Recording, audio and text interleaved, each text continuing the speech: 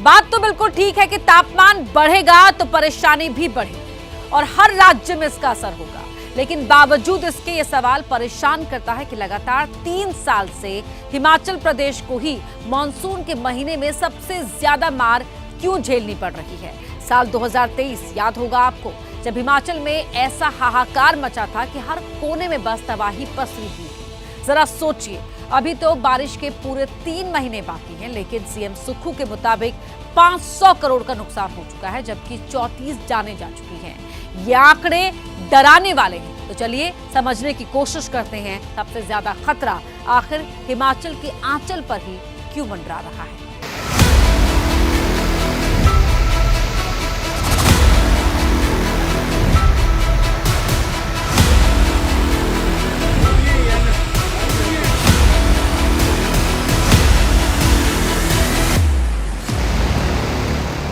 तस्वीरें मंडी के उसी पंचवक्र मंदिर की हैं, जहां से 2023 में तबाही की बेहद खतरनाक तस्वीर सामने आई थी। एक बार फिर मंडी में पंचवक्र नदी के पास ब्यास नदी का उफान उसी तबाही की याद दिला रहा है। पहले तो मैं आपको ब्यास का एक दृश्य दिखाता हूं। ब्यास जो है बिल्कुल अपने उफान पर है। यहाँ आप देखेंगे ब्यास और ये स्पीति खड्ड जो है यहाँ पे मिलते हैं, और ये वो जगह है जहाँ 2023 में भी हमने रौद्र रूप देखा था ब्यास का, जहाँ सामने पंचवक्र मंदिर है जो पूरी तरह डूब गया था। तो अब ये मंदिर जो है इसको पूरी तरह से सराउंड कर लिया है ब्यास ने।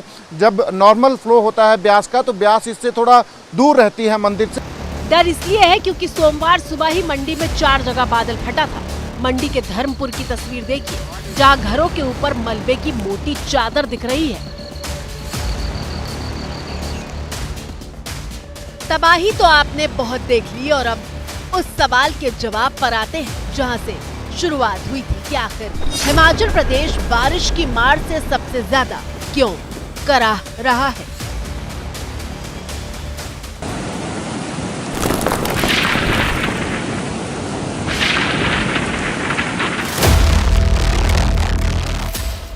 पहली वजह हिमाचल प्रदेश की भौगोलिक स्थिति।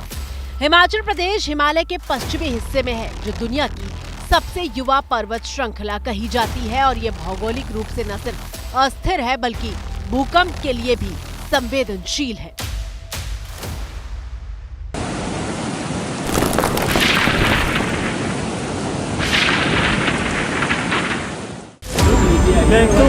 बहुत ही तगड़ी तबाही, पूरा नाला भर गया है। देखो जो भी सैंज के आसपास है इस टाइम से खाली कर दो। सैंज बाजार किसी भी वक्त डैम फट सकता है। दूसरी वजह जलवायु परिवर्तन।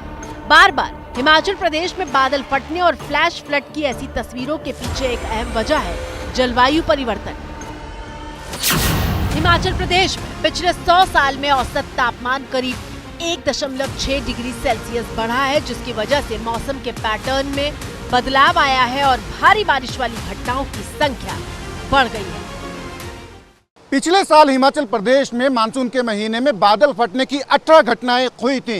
ग्लोबल वार्मिंग की वजह से वायुमंडल में नमी की मात्रा बढ़ गई है, और इसीलिए भारी बारिश और बादल फटने की घटनाएं बहुत ज्यादा हो रही हैं। बादल जब पृथ्वी से टकराते हैं तो और पहाड़ में जब टकराते हैं तो पहाड़ के कारण वो ऊपर उठते हैं, और उसके कारण क्या होता है कि गर्म हवा और ठंडी हवा आपस में मिलती है। उसके कारण जो हवा में मॉइस्चर रहता है वो बादल फटने के कारण बहुत तेज़ी से नीचे गिरता है।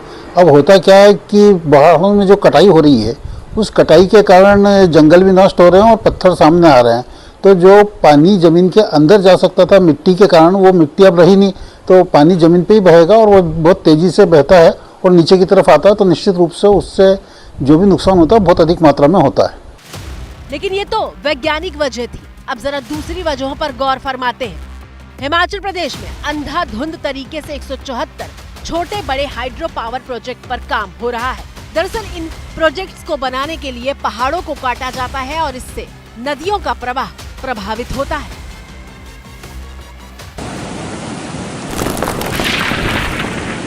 तीसरी वजह पर्यटन का दबाव। ये तस्वीर देश के लिए बहुत आम हो चुकी है, जब हिमाचल प्रदेश के टूरिस्ट स्पॉट तक पहुंचने के लिए पर्यटकों का तांता लगा रहता है।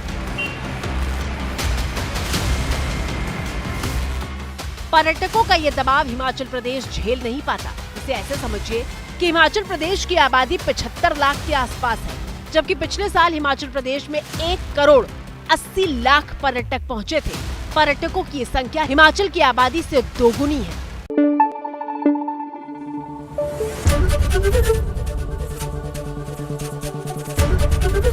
एबीपी न्यूज आपको रखे आगे।